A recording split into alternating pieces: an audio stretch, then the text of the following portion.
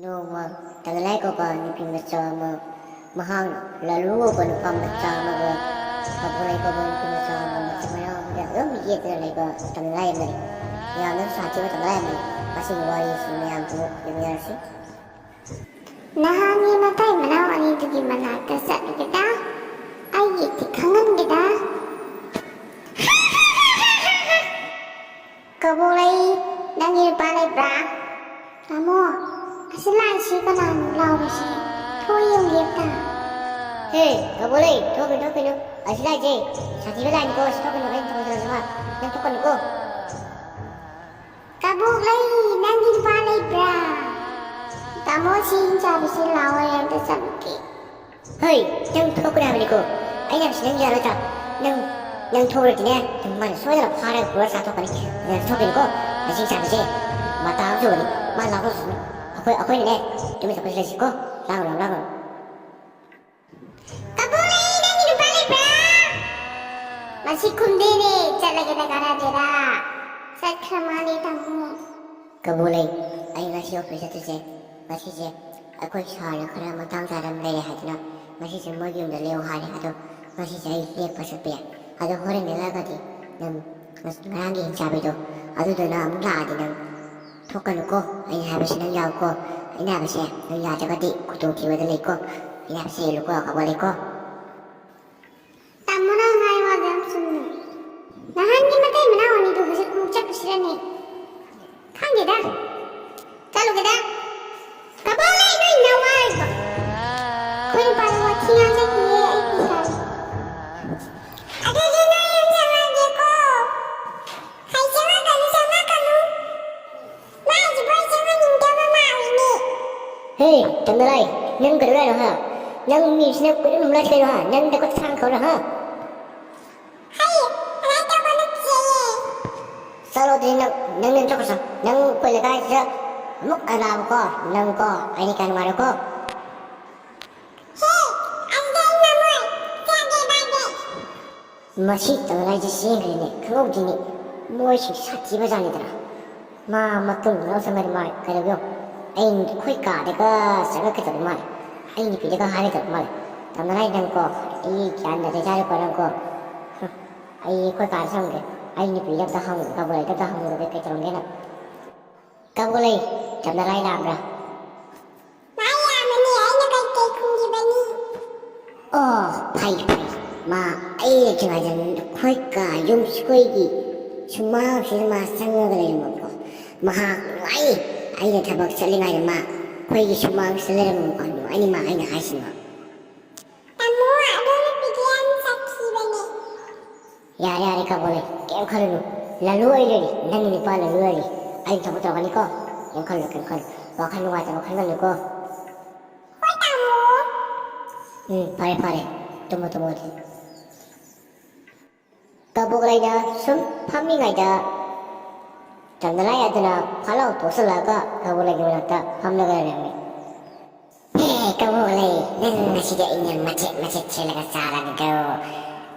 Lagi aja pa korang nang nasidi. Ha. Tandalay may tagulo ba? Yaroy, saan maroon malaman na yaroy nang ay yung dasa sila lakta di pare ko po ni. Masih jika yung natawari ko ay dama yayate. Tandalay na, kabulay ito siya lagasara ni ay na haraw na making rim da purang aduga kabulay ginupa lulu aduna making na piyado karay sa kabazano ay na kwati kaya kalagan. Say di tray ba siya waka di wara ba nito? Kabulay ito karay na sa kabazano ni tuloy siya ba yung po siya ay di lang sangakan mo. Lulu ado masay digi sasaba ka maro nama sa parang mandana lulu din ng dahalan nimitan da salale kabulay suwan anak kabulay itu bukan sa kabasan ay di kamuta si latar kam ti yene da makaray na yero maki puwar maro ti bapuda kabulay nang tandalay nang para ka nang sagra ko nang ay nahabi siya indaw nito Nasana gazaban na, nasana pangzaban ito. Yay. tangay ng sahal ka ba niya? Kalim da kandaran ng tira ba siya? Kabulay sa siya ni, kabulay siya, tangay ng sahal ka tawlimali ni, antitusog. Ha, sahal mo rin malaman eh. Sa tumugin na, sa mas karaling sa talsyon da ka sa tumugin na. Makakagasa ka dahil do, ngay dito. Ay, masabi ka no. Ay, nang nariyaw, inasaga ni. Masaya iwan, sakla mo, kawo sa ngam na balik ko. Sa tori ng yaro. Hey, hingsabi, tanalay, nang naiginipi sabi ki, nati. Ay, nang masih kutak sila, soda do sila ni, kangukusim di ko. Ay, lulu, sana mo malaman eh, nang mo sa tora, nang tumilay ko, tahingin. Hoy, tanalay, nang masiro, santarang na ha, nuway na. Nang nuway na, ha? Ay, lulu. Tanalay, masih kumali, nuway na, karaw siya. Ay, kaya siya tamana, ako'y tinaw tumaligyan pa. Miyam, siya ba? Ay, hulit siya lulu, ay, nami hatun nang ninupi mo hatun na. Tawagitaran ba yung lanjare, ay, shire, laya, soy, pagkakutak pinagtray. Ako pa siya pinagtray, ako matapag pinagtray. Ay, lanjare lulu, salag ko lulu.